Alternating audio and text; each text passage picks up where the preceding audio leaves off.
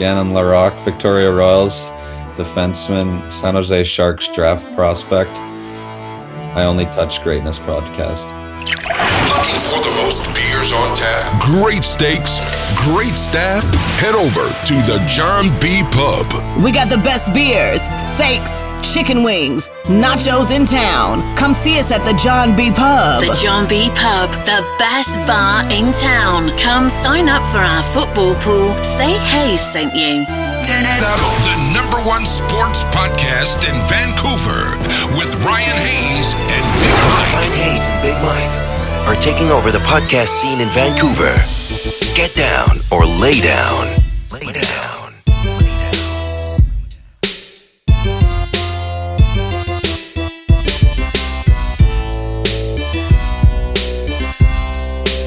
2 seconds to go.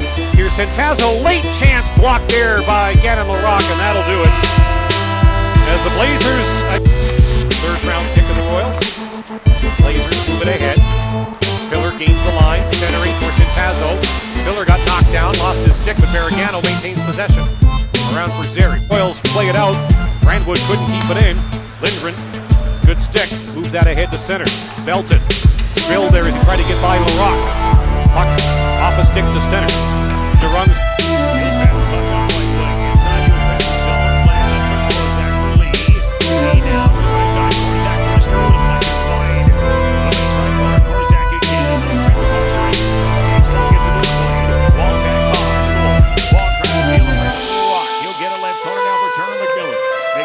hit off it hard in the corner by Laroque. Remains back behind the goal. And then shoveled into Lee. Lee, last man back. Now quickly for Crystal. Process delivery.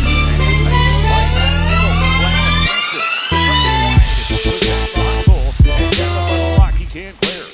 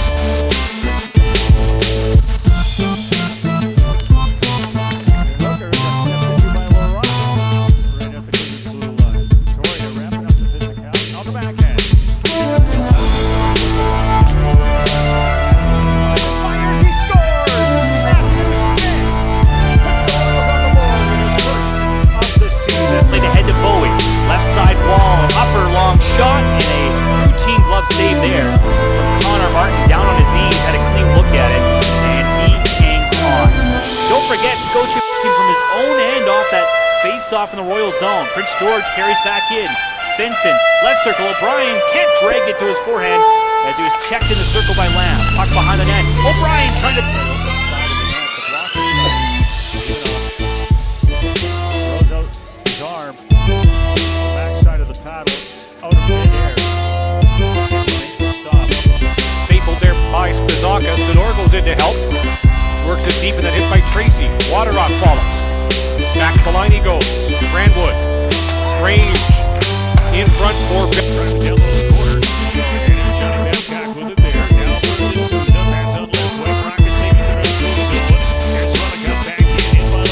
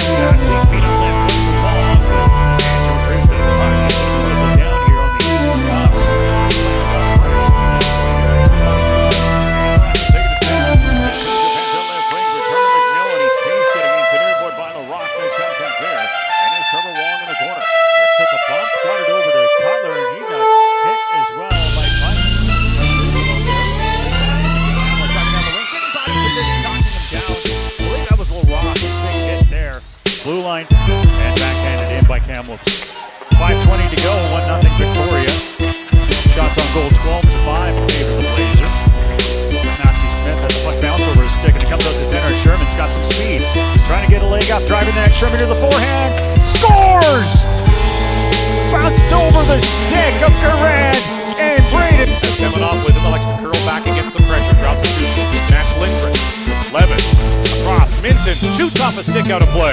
For Luke Shipley, a 5-minute major for Gordy. The Royals all in the box for the slash. Laroque scurries it over to Cooper. Cross ice, they score, and it's Brady Tracy again. Another power play goal for him and the Royals.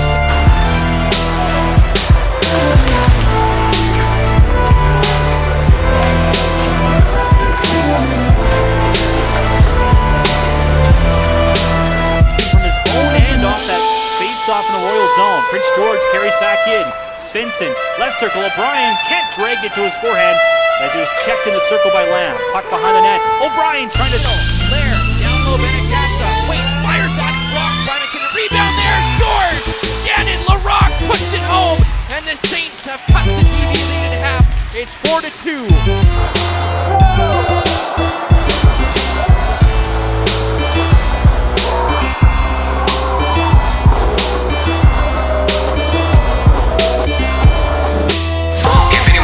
Prospect is Vancouver's Ryan Hayes and Big Mike.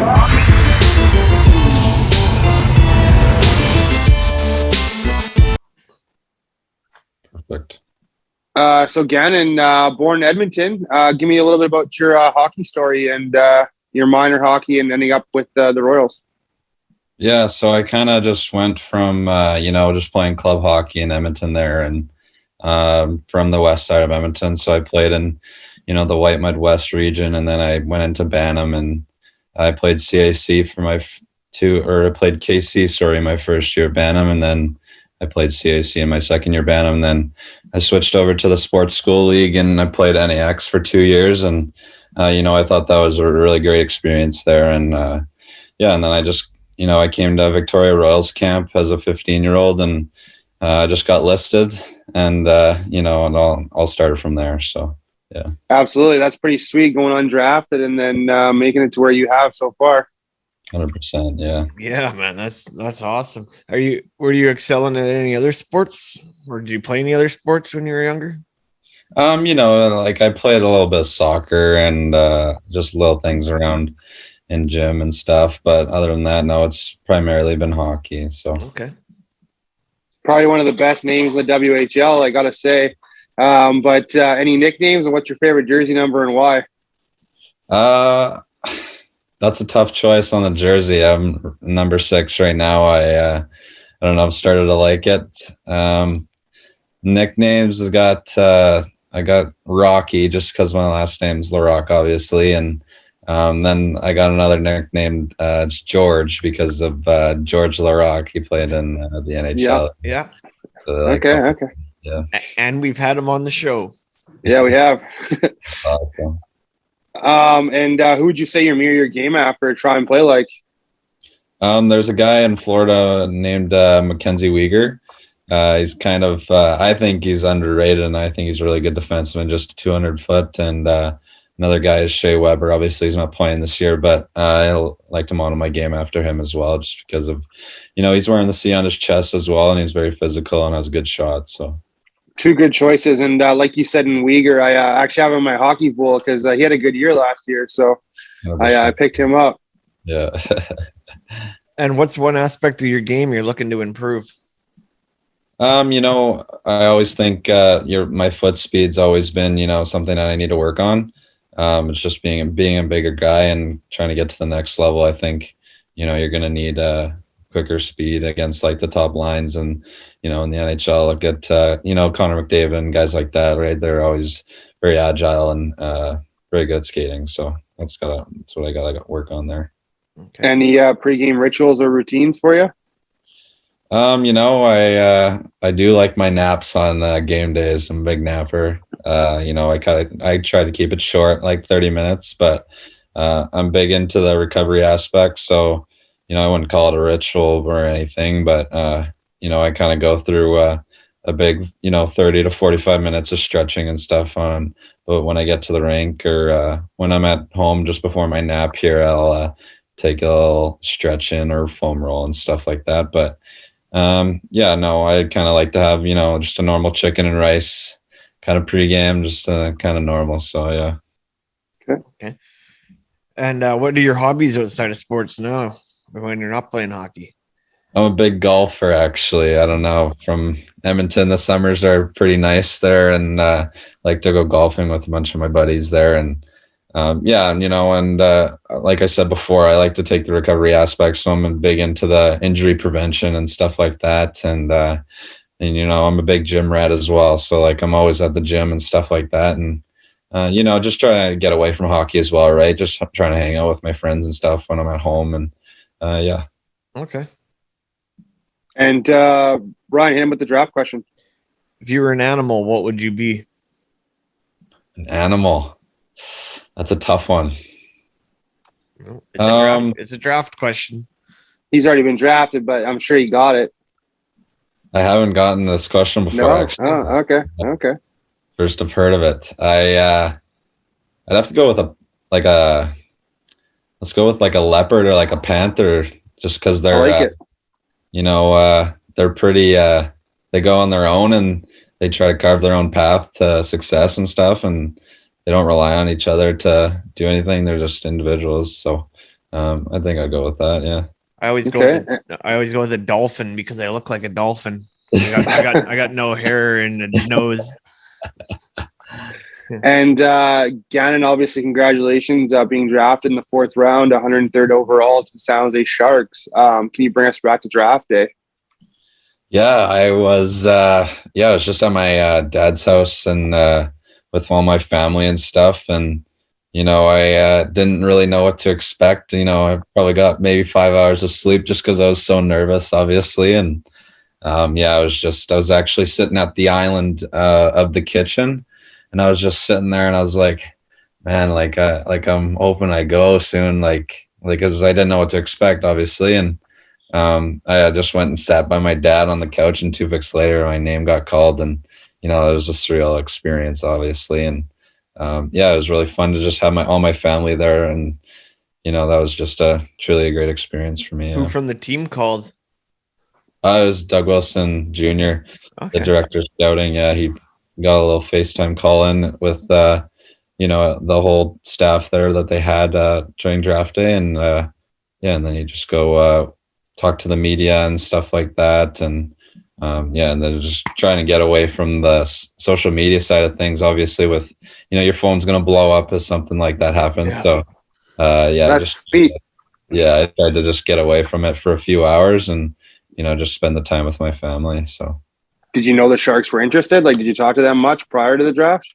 I did have a call with them. I didn't really know what was going to happen, just because they're not just going to upfront say anything, right? So, I just tried to keep a positive mindset and be prepared for, if I was going to get drafted or if I wasn't, right? So, you just got to have the right mindset going into it. Couple other beauty prospects down there as well, and Weisblatt for sure. Yeah, he's a good guy. Yeah. What's your favorite road barn in the Dub? I haven't been to too many just because I was in the bubble last year, and then this year we've only really played the BC teams. We're going down to the States in the next week or so, but I did like playing Kelowna, and Vancouver is nice. Vancouver has a pretty good setup there as well. So that was a big win for you guys too. I was at that game, and obviously Patrician doing against his ex team. That was pretty amazing. Yeah, it was awesome. It was a good win for us, and hopefully carves the way for the rest of the year for us. Yeah. Okay. And I was gonna say, while we're on the stadium talk, do you have a dream stadium that you want to play in one day? Oh, I don't really have a dream stadium, but I did play in a preseason game in Las Vegas, and you can't really say much more than that. You played in there in front of 17,000 fans, and there's just truly a great experience for me to be able to witness that. And it was awesome. Yeah, that's people that we just had on before you. They said they answered that question. Their dream would be to play in Vegas. So you're living their dream.